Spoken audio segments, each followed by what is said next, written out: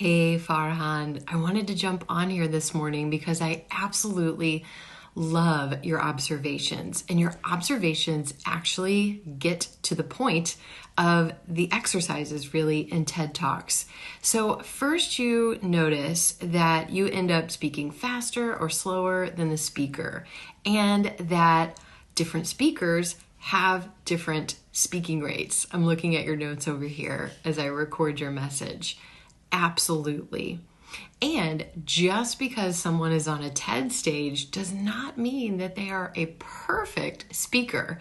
Now, they're likely well rehearsed, but that doesn't mean they're 100% perfect.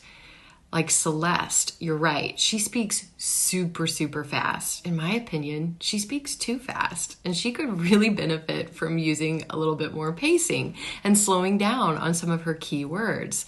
But her message is still impactful and still delivered effectively. The goal is not to match her pace.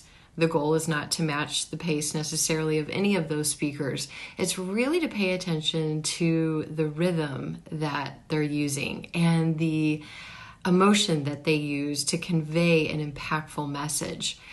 As your ear becomes more and more sensitive to different speakers, you'll begin to notice this a lot, that some people speak too fast, and you really don't need to imitate that speaking rate. So I think that's excellent that you observed that, and that sometimes you observed your pace was similar, sometimes not at all. You also noticed that sometimes you forgot the rhythm that the speaker was using. That's totally normal too. What happens is your auditory memory actually hangs on to the melody that you hear, especially if you listen to something more than one time.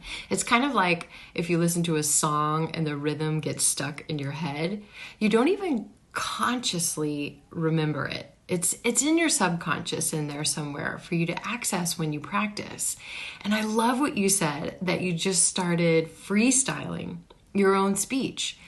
That's because the rhythm that you're hearing and observing as you listen to other speakers is becoming intrinsic, meaning it's inside of you. And you're able to then, as you're speaking the words, you begin to feel what feels right, and what feels more natural as you're speaking. And that is massive progress, my friend. We don't really learn, as we're speaking. As an English speaker, you don't learn which words to emphasize. As we're growing up, that's not something that you study in school.